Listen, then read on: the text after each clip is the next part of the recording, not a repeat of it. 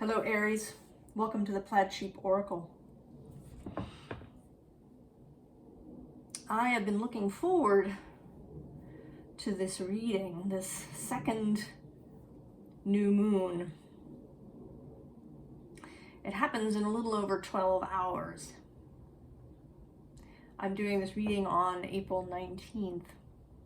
And here on the East Coast, the Aries new moon, the second Aries new moon, is happening at 12 minutes after midnight, 12:12 a.m. And it is interesting to me, the specific sort of astrology. The first new moon, back on March 21st, the moon was at 0 degrees of Aries, and Pluto was at 29 degrees of Capricorn, just 2 days before tipping over into Aquarius. They had this sextile happening. And now it is the sun-moon combination that's at 29 degrees. And Pluto, who is at 0 degrees of Aquarius. And now they are square. Pluto is also squaring the nodes, although less tightly. The nodes of the moon are at 4 degrees of Taurus and Scorpio. And about 4¼ hours, I think, or so, after this new moon at midnight, the sun will move into Taurus. The moon will have moved in there even sooner. Less than an hour after the new moon. In fact, I think less than half an hour.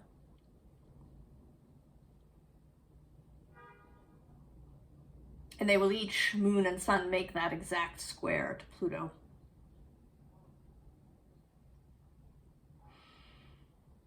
So I sort of see Pluto as this, right, in the first new moon as kind of this supporting role.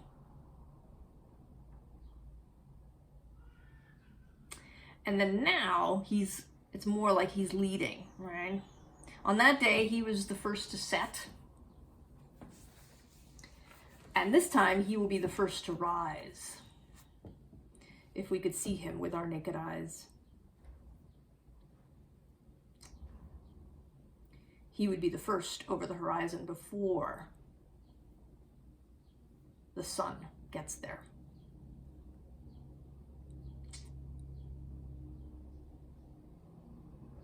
And even before the moon.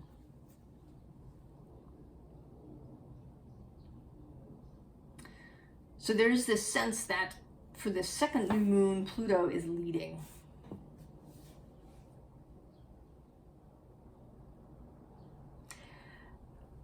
And there's also, oddly, right, he's moved into an air sign, and yet I have this sense for you, Aries, of a lot of water.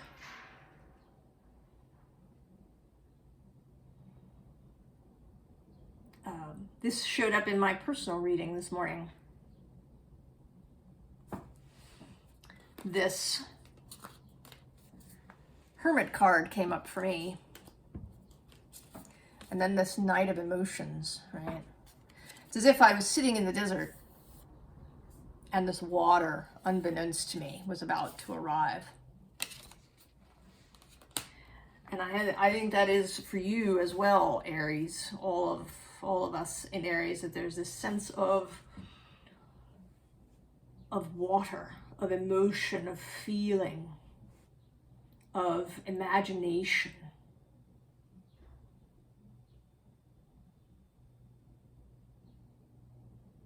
Coming through. And the card you chose is this glimmering card, right? And here, right, this moon that seems to be pouring its light onto you. And I do sort of have this feeling of Pluto as, for me personally, he is very watery.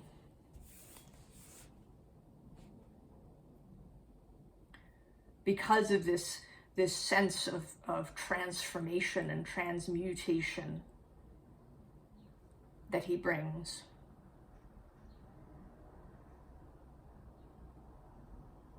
So you also had two quotes. The first is part of a poem by John O'Donoghue.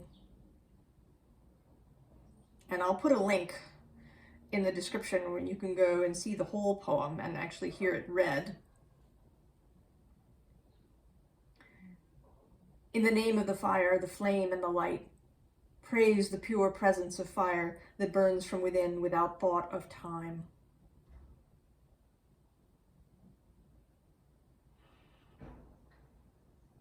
So this vision of the internal flame that we carry, that for you, Aries in particular, right, this cup, this grail that we've been talking about, is an internal flame. The ever-present spark of life.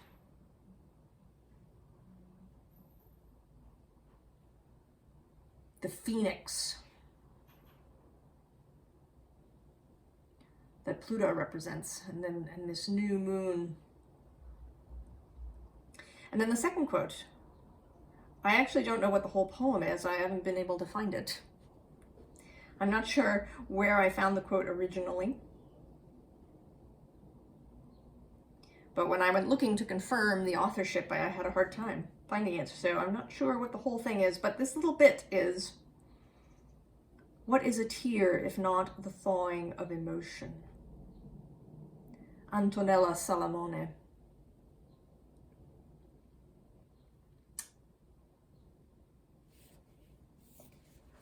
So there's something here, Aries, about that, about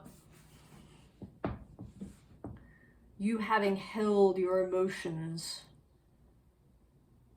rigidly, locked in stone, perhaps, or in ice. It makes me think of the 5 of Emotions card in the Muse Tarot deck that shows a woman, right? And she seems to be sort of thawing this stalactite that looks like it's made of ice, and there's this stream of water, of emotion that is thawing out of this ice.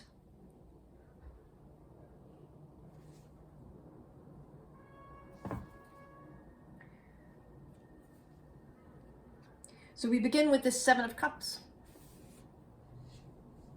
Watery, but this particular 7 of Cups doesn't bring up ideas of confusion or, overwhelm of choices. This is a 7 of Cups where imagination is being used to create this new world. And there is this sense of, right, collaboration. There's 2 figures here.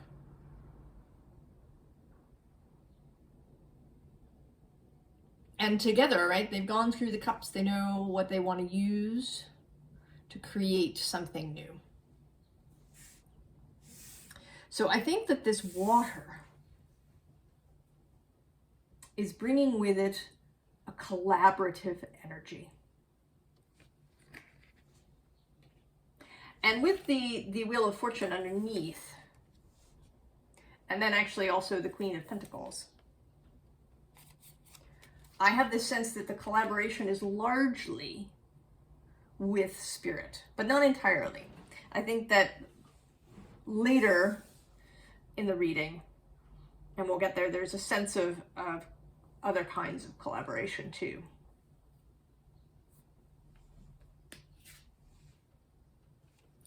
We have this 8 of Fire,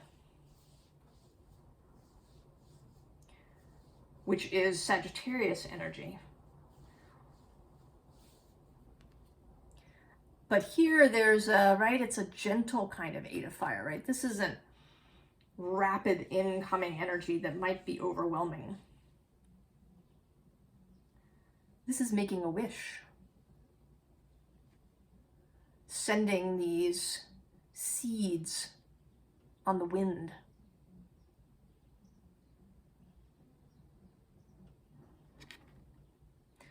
The reading I did for Sagittarius was kind of about the nature of fire, how fire doesn't, right, it doesn't have to be an inferno or, you know, this kind of overwhelming energy. There are ways that fire can appear where it is gentle. The sort of the energy of fire, right? The warmth of the sun. Right now in spring, right? That's fire when you go out in the early spring and the sun has really started to move higher in the sky and really suddenly feels warm on your face.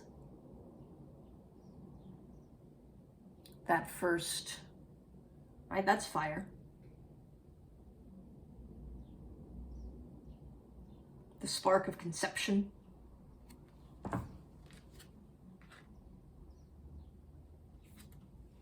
Then we have the Page of Cups. Youthful energy, very watery energy, the energy of dreams, of receiving information through dreams, through vision. Right? She seems to be scrying in this bowl. But there's also, right, a sense of fire in the bowl, right? There's this light coming out of the bowl.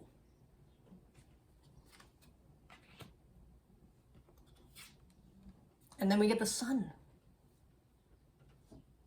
Clarity. Understanding.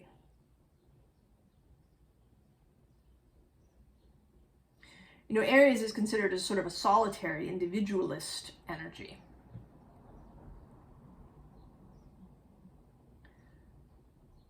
But I think that you are learning the value of collaboration, of not having to do it yourself.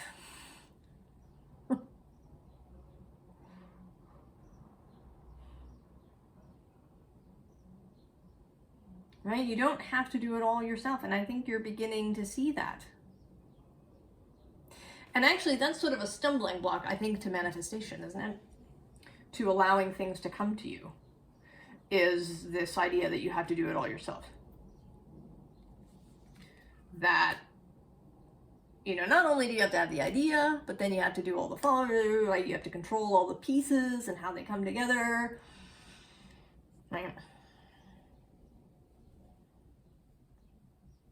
And I think you're really beginning not just to understand intellectually, but emotionally, that you are not alone, Aries. That your soul is not alone. There is, right? There's your whole fellowship, your soul family. And source itself, of which you are a part.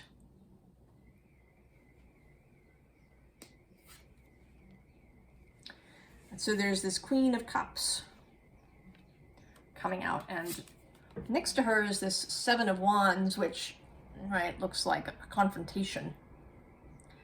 And it's as if she's, right, she's calling to those two figures in the next frame. Wanting, right, with her spirit, with her water, to end their battle, to say, hey, it is, right, you do not have to fight each other. And this Queen of Cups here is spirit, right, is source. Is, I think, oddly Pluto. Right, because now that he's in Aquarius, he is bearing the water. Aquarius is the water bearer. And there's water before, right? The Scorpio is watery.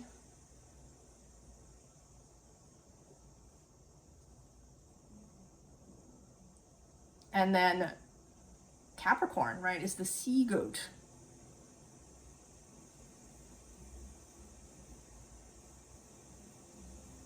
So perhaps Pluto has been bearing this water for a while. And now he is pouring it out. Pouring it out for all of us to experience. And you, most particularly, Aries, because you are the spark.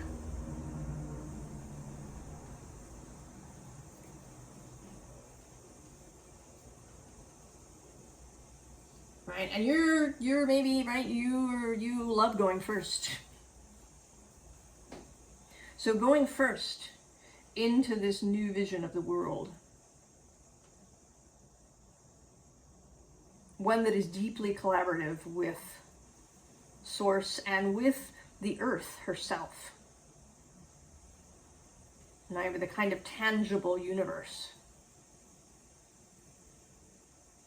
in order to create something new. And then we get the Nine of Fire. Right, this card always makes me, right, think harvest. And there's a couple of things about that. I didn't really sort of think of it until just this moment, but there is harvest time. I am up here in the northern hemisphere, so fall. And I have this sense too of this moon, right? There's a kind of harvest moon quality, right? The orange color. Right, that we may not see things, Aries, you may not see the immediate results of this collaborative effort for a little bit.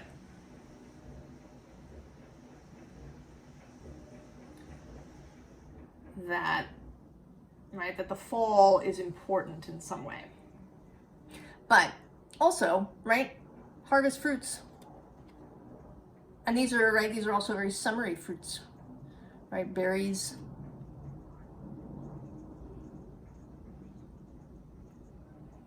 Right, things fruiting.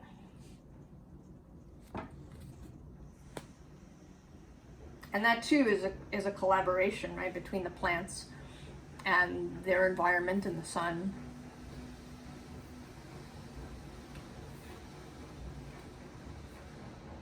And then we get the moon coming out. And this is, right, this crescent moon, it could be either, right, waning or waxing or both. The moon cycle, this wateriness. And, you know, the moon is exalted in Taurus, where she will move rapidly after the new moon. And she is, right, there's going to be a total eclipse. Right? We start with an annular and then it becomes total.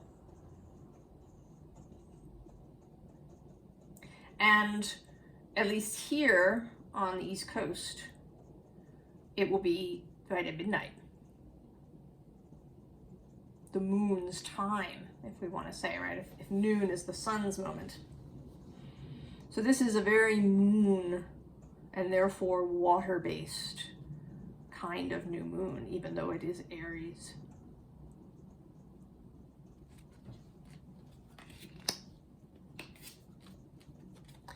And then we get the Great Mother, yeah, Taurus, the Empress,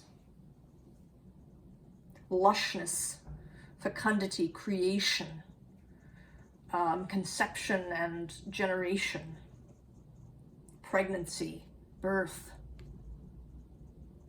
growth.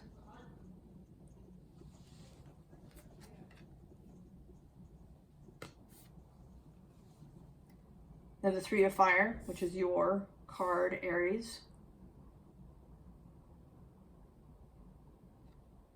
following, right? Following these sparks. But this is, again, right, a really watery sort of environment. This swamp scene.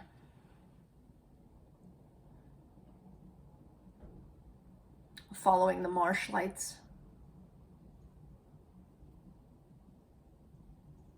And normally one might say, right, that you don't want to follow the lights into a swamp.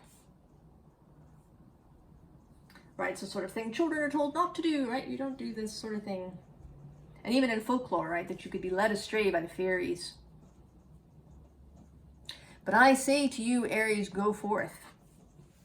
Be led into the swamp. Into new places that you have never seen.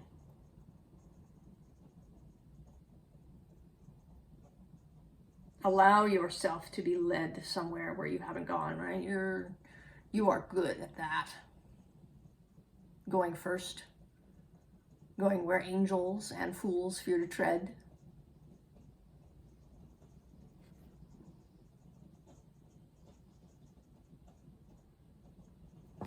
Follow the light.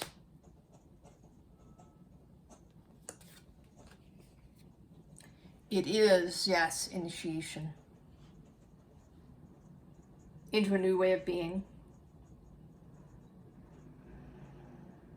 I have a sort of a, right, that Queen of Cups is making me think, right, it's giving me a kind of high priestess feeling.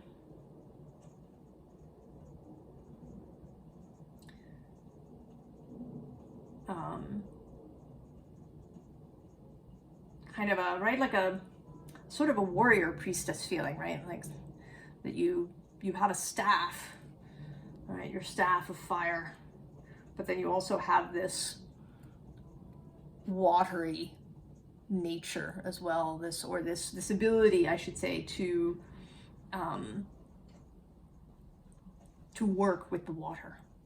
And this is, right, a kind of an alchemical image, the mixing of water and fire. And I think that's what we're all being asked to be alchemists, to transmute and change our own way of being, which is not set in any kind of stone. We've just become habituated to it. But we're gonna, right, we've been having all this help, right? Spirit that's been, stealing our hat and going through our luggage and walking off with our shoes and, not allowing us, right, to trying to get us out of our habitual ways of being through disruption.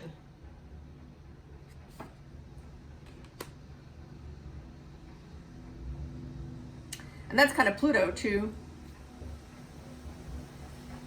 Tower moments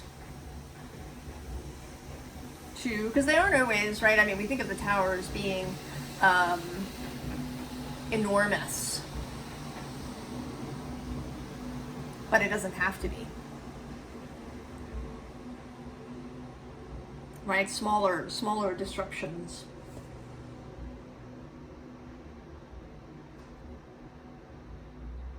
Pushing us, right, out of the comfort zone, getting us out of our habits,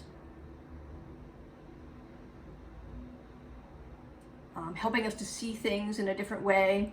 And she actually, looking at her now, she looks, right, if I turned her over, she'd be like the Hanged Man, right? That's the Hanged Man position. So seeing things from an alternative perspective, allowing yourself to become initiated into new mysteries.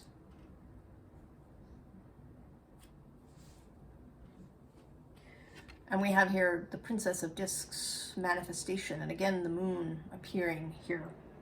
And actually at the bottom of this deck is where you appear. And I love this Queen of Wands, this vibrancy card.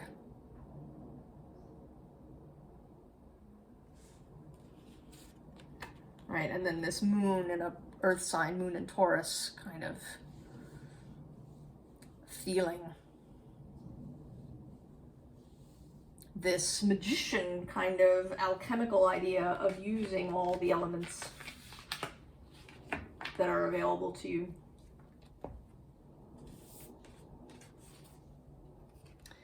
We have this Three of Wands vision card.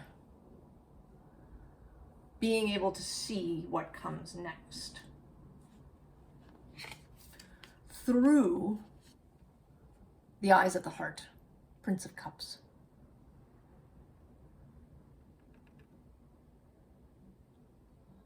Right? Your own personal grail that is both water and fire.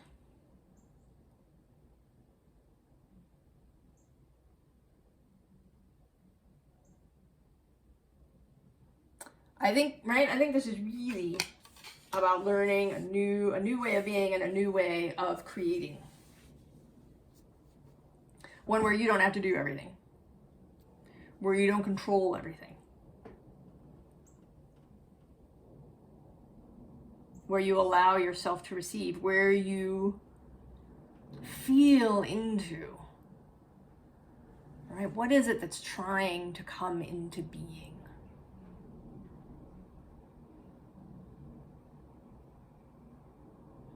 Right? Not just because we're not, right? We are not here alone, right? There is your own soul that has a vision.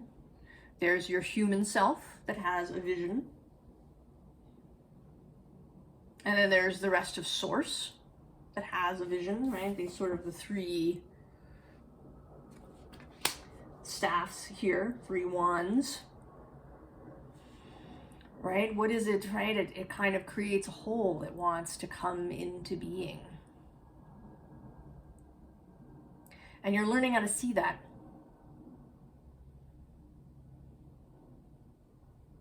Learning how to see what it is that's coming into being. The beauty of that. And to allow it, right? You put your piece in, your idea, your desire, your soul's desire, and then the vision of Source all coming together. And maybe another person as well. There's sort of less of that, but with the Three of Wands,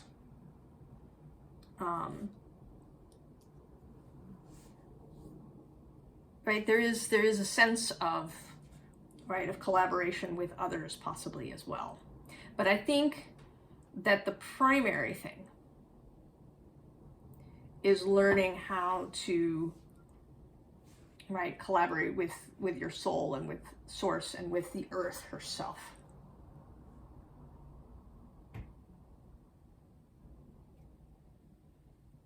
In order to manifest something really beautiful. And right, we get the Six of Wands, success, feeling really good about it. And this Six of Wands isn't so much about accolades, right?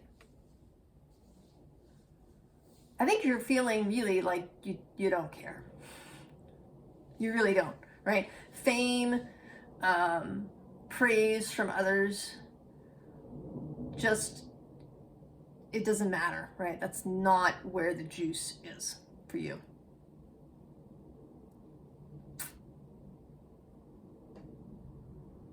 Right? It's the process of creation, right? Bringing the vision to life.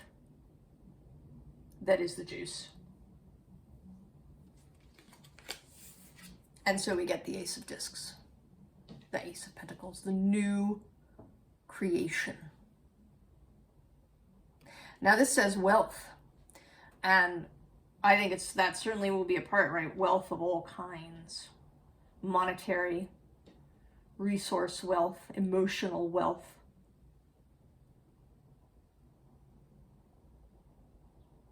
Spiritual wealth, right? Really, right? Just feeling good. Feeling connected.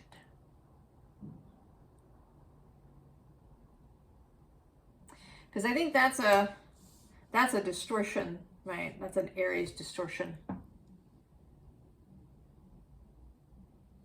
This disconnection, this excess responsibility, having to do everything yourself, having to stand alone. And I think as Chiron is passing through Aries, this is something that's coming up. Right, the Chiron Aries wound of aloneness, of even, right, feeling like maybe you shouldn't even exist. That can be a Chiron and Aries wound. And he's there, he spends a lot of time in Aries, Chiron. He was there for quite a bit, I think from 1969 to 1976. So there's a bunch of us with that Chiron wound, and I think it's been, you know, brought up for everybody as Chiron's been going through Aries.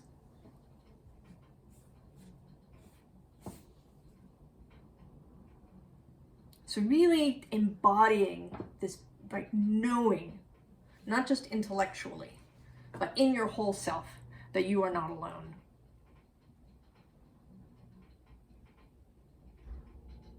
That you are part of this whole collaborative thing. And right, we have this Five of Swords that comes out as an underlying. And this, I think we've all been experiencing this. Right, the mental battles. And here I think that you are one of these people that's walking away. Right? It's just not where you want to be. You don't want to be having arguments in your own head, and you don't want to be having arguments with people. You may be feeling less of a need to be right. Or actually, you know what it is? It's not that we need to be right. It's that we need other people to see us as right. Yeah? And it may be that you know, right, that maybe you're right about something. Maybe you just are. Right? Maybe you're right about somebody's motivations for doing something, or you're right about some idea that somebody has being doomed to failure for whatever reason. But you no longer feel the need for anybody else to know that.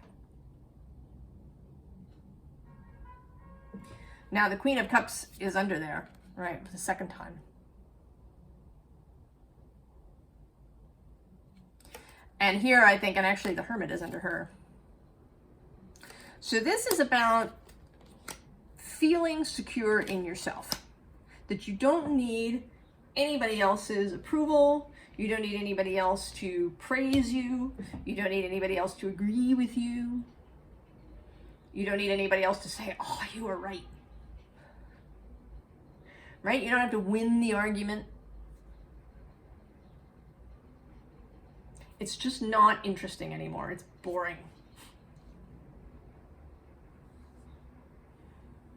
This energy of collaboration is just so much juicier and more interesting than, you know, this fighting, this trying to be on top.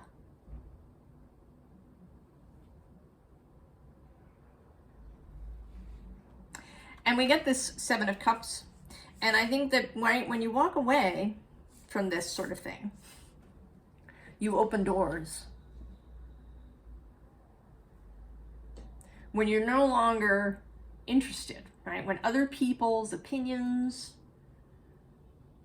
admiration, praise, blah, blah, blah, when that no longer is important, then new options appear. New options appear.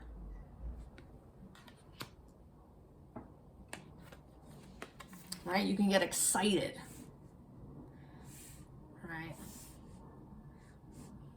You know, I think, right, that Queen of Wands came out underneath the deck, but this, I think, is actually your energy. This newness. Aries, a new Aries, really, right? Born anew.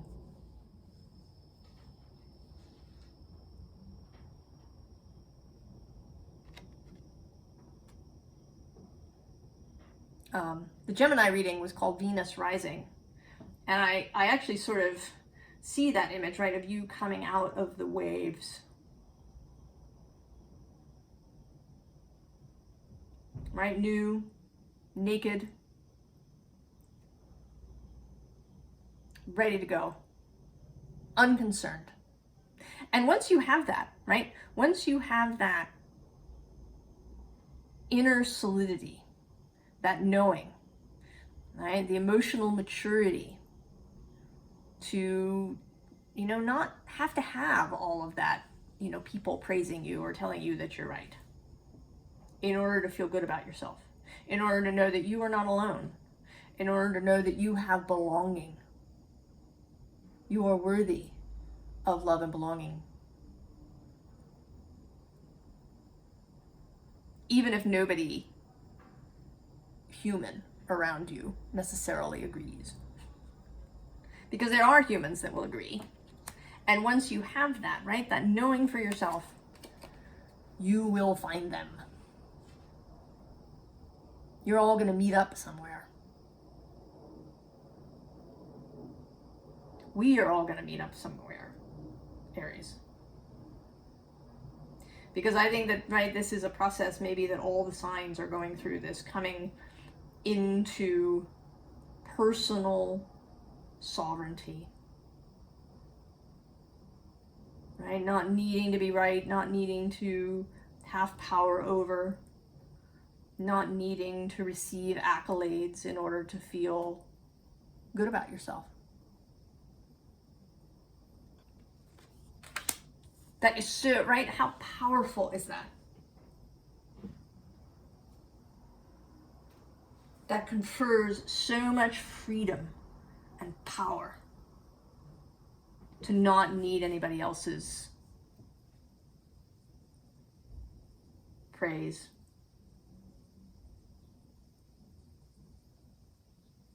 Why, really knowing your own worth.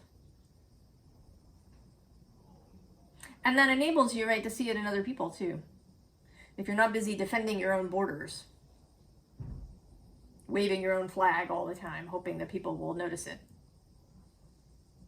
then you also will have the energy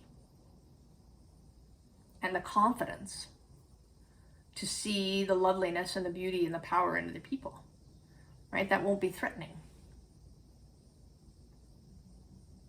In fact, you'll be excited, right? It's another fabulous person who has, you know, found their own power, and maybe we can get together and do something great.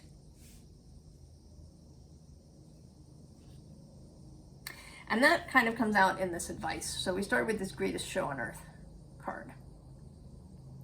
And this, I think, is right about knowing that you're part of something. You are part of this greatest show on earth. You are not alone. You know, not only is there source and spirit, but there are other people, right? Folks here on this channel and elsewhere who are coming into the same knowing and understanding.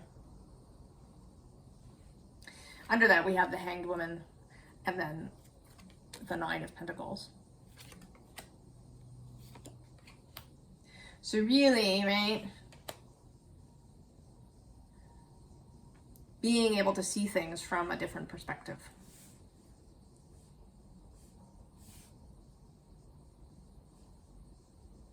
So here the advice, lost and found. And this is about receiving, right? Receiving the messages that arrive from spirit. Open-handed. And here, right, here we are actually not in a red dress, but in a blue dress with a red fence, right? Fire and water again. And then the Queen of Cups for the third time. And this time, you know, in an especially weird form, right? She's got this moon head.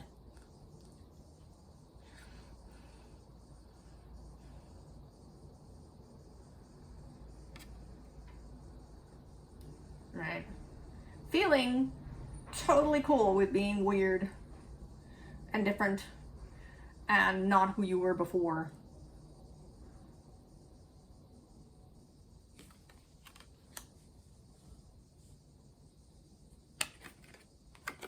And then we have Uncharted, right? And there we are in our red dress, heading into uncharted seas. And isn't that exciting, Aries? I think you feel that. Right? Not knowing what happens next in the story. Being on the edge of your seat. But wanting to experience every little bit of it, right? Not wanting to skip to the end, but really wanting to experience the whole story.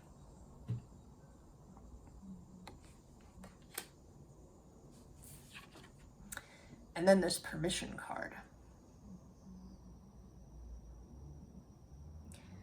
Right? Giving yourself permission to be who you want to be. To move through the world in a way that feels good, regardless of how anybody else sees you, wants you to be, is hoping you'll be, told you are, any of it.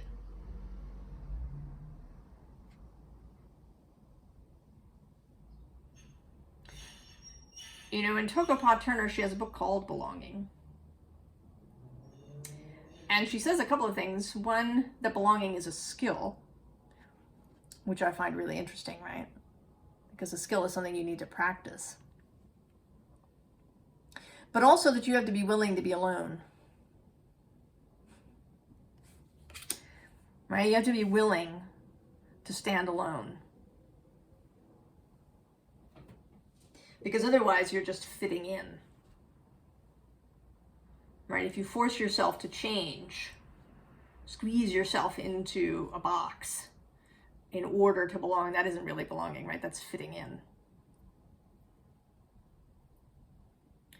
So to have belonging, right? To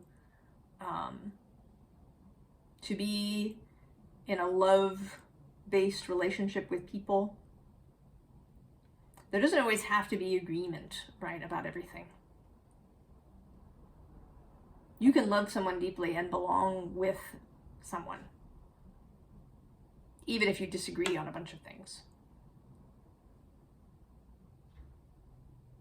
But it's your knowing your own worth, your own fire, your own heart, your own grail, right, that allows you to really belong.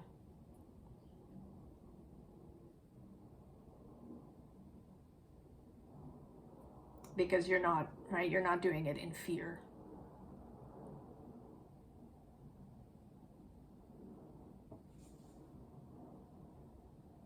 So, Aries, off you go. Off you go. Combining the Queen of Fire and the Queen of Water. Being initiated into a new way of being. I am very excited to see what comes of this for you, Aries. And for all of us, right? Because you're going first into this newness. I wish you the very best, and I'll see you next time. So long, Aries.